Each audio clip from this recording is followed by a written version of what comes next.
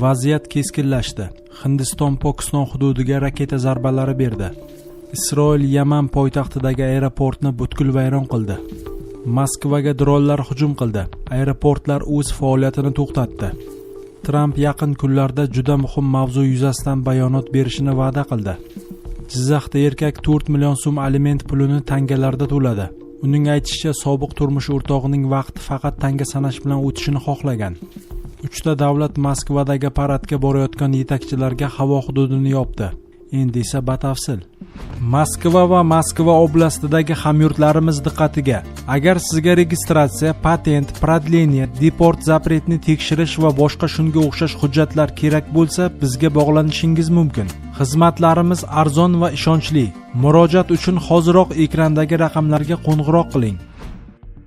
Hindiston va Pokiston bir-biriga aviazarba yo'lladi. Hindiston rasmiylari 7-mayga o'tar kechasi Pokistondagi, shuningdek Kashmirning Pokiston qismidagi terrorchilik infratuzilmasiga hujum qilib, Sindur operatsiyasini boshlaganini e'lon qildi.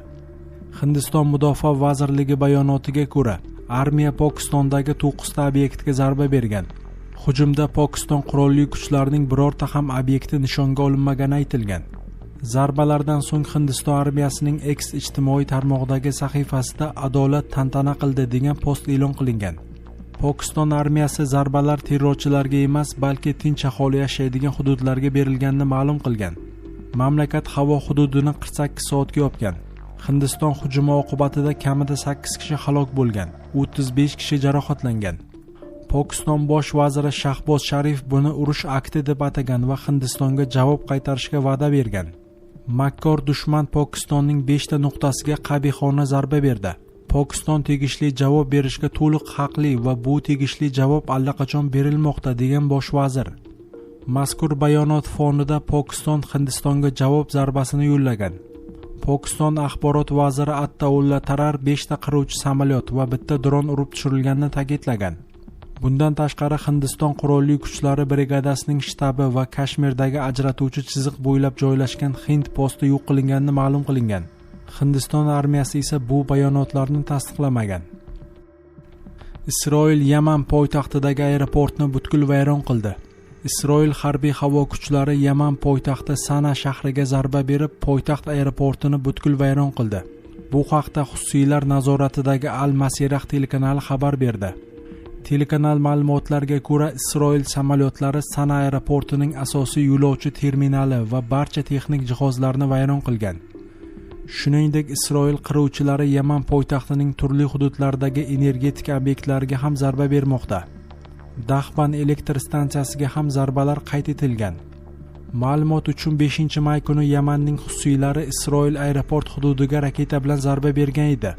Shundan so'ng Yahudiy davlati mudofaa vaziri Israel Katz raketa hujumi uchun 7 barobar ko'proq javob qaytarilishini ma'lum qilgan edi.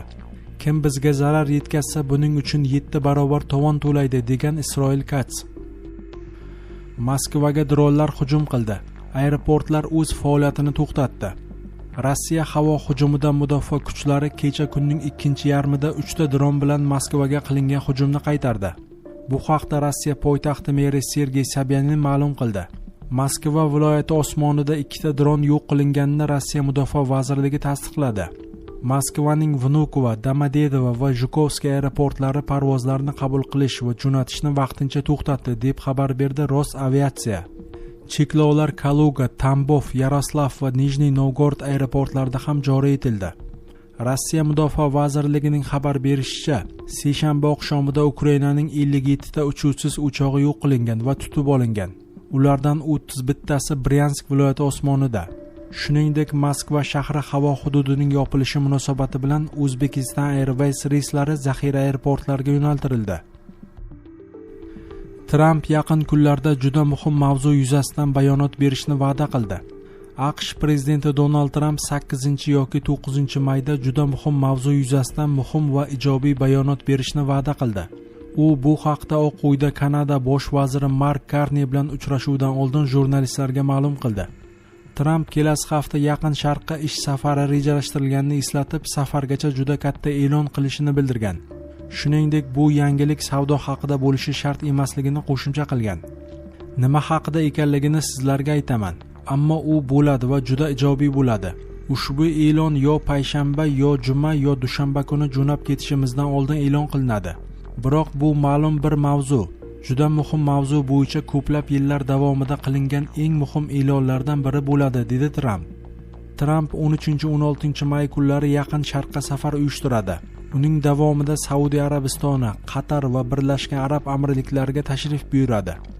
AQSh prezidenti Donald Tramp Kanada bosh vaziri Mark Karni bilan uchrashuvda kelishmovchiliklarga qaramay, mamlakatlar o'rtasidagi munosabatlar do'stona xususiyatini saqlab qolishini tasdiqladi.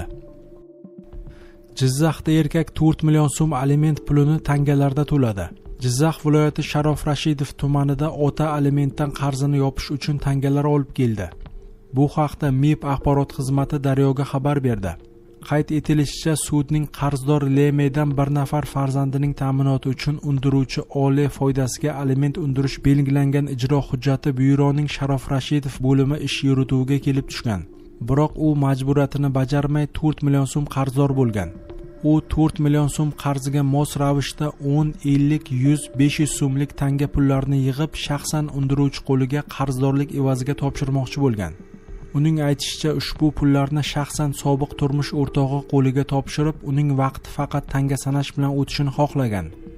Biroq MIBchilar tanga pullarni bank xodimlari bilan hisob-kitob qilib, qarzdor va davlat ijrochisi hamrohligida aliment oluvchi onaning bank plastik kartasiga bank orqali tushirib berildi. 3 ta davlat Moskvadagi paradga borayotgan yetakchilarga havo hududini yopdi. Serbiya prezidenti Aleksandr Vuchich va Slovakiya bosh vaziri Robert Fico 9 may kuni Moskvada bo'lib o'tadigan g'alaba paradida ishtirok etishi rejalashtirilgan. Shu munosabat bilan Polsha, Litva va Latviya ushbu siyosatchilar bo'lgan samolyotlarning o'z havo hududi orqali uchishiga ruxsat bermadi.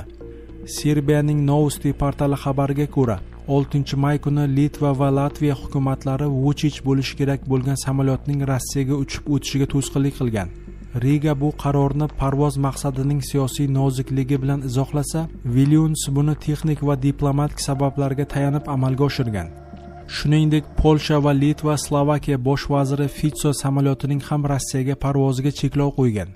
Biroq Slovakiyaning Pravda nashri Fico maxsus reys bilan Moskvaga borish uchun kerakli hujjatlar tayyorlangach, Polsha parvozga ruxsat berganini bildirgan.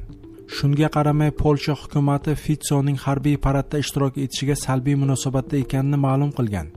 Rossiya prezidenti yordamchisi Yuriy Ushakovning aytishicha, Vladimir Putin 9 may kuni Moskvada Vuchich va Fico bilan uchrashni rejalashtirgan. U Slovakiya bosh vaziri bilan Ukrainadagi urushni, Serbiya prezidenti bilan esa G'arbiy Bolqondagi vaziyatni muhokama qiladi. Moskvadagi g'alaba paradiga jami 29 ta davlat, jumladan O'zbekiston, Qozog'iston, Qirg'iziston, Tojikiston va Turkmaniston prezidentlarining tashrifi kutilmoqda.